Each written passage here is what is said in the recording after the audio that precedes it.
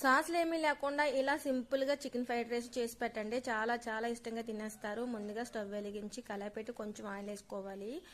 Clean చేసుకున్న chicken ఉప్పు పసుపు వేసుకొని 2 నిమిషాల పాటు చికెన్ ఇలా వేపుకోవాలి. ఇందులోనే సన్నగా తురుముకున్న అల్లం వెల్లుల్లి, ఒక ఉల్లిపాయ, కొన్ని పచ్చిమిర్చి కూడా వేసుకొని లైట్ గా వేగిన తర్వాతను క్యారెట్, క్యాప్సికం, క్యాబేజ్ కూడా వేసుకొని మరొక నిమిషం పాటు యాగనివ్వాలి. ఇలా వేగిన తర్వాత ఒక స్పూన్ అల్లం వెల్లుల్లి పేస్ట్ కూడా వేసుకొని పచ్చివాసన పోయేంత వరకు యాగనివ్వాలి. ఒక స్పూన్ కారం, రుచికి సరిపడా సాల్ట్, ధనియాల పొడి, జీలకర్ర పొడి, మసాలా పొడి ఒక స్పూన్ వేసుకొని కొంచెం వెనిగర్ కూడా వేసుకొని బాగా కలిపేసుకొని రెడీ చేసి పెట్టుకున్న రైస్ అలానే కొంచెం కొత్తిమీర కూడా వేసుకొని ఇలా కింద నుంచి పై వరకు కలుపుతూను ఉండాలండి. రైస్ అయితే ఫైనల్ గా తయారైపోయింది. టేస్ట్ కూడా చాలా చాలా బాగుంటది. మీరు కూడా ఒకసారి తప్పకుండా ట్రై చేయండి. భలే ఇష్టంగా కూడా తింటారు. ఇందులో మనం సాసులు ఏమి యాడ్ చేయలేదు కాబట్టి చాలా బాగుంటదండి. ఇంకా సాసులు యాడ్ చేస్తే బాగుంటది. సాసులు ఏమి యాడ్ చేయకపోయినా కూడా చాలా చాలా బాగుంది. మీరు కూడా తప్పకుండా ట్రై చేయండి. పిల్లలు కూడా చాలా ఇష్టంగా తింటారు. ఓకే ఫ్రెండ్స్, మరిన్ని వీడియోల కోసం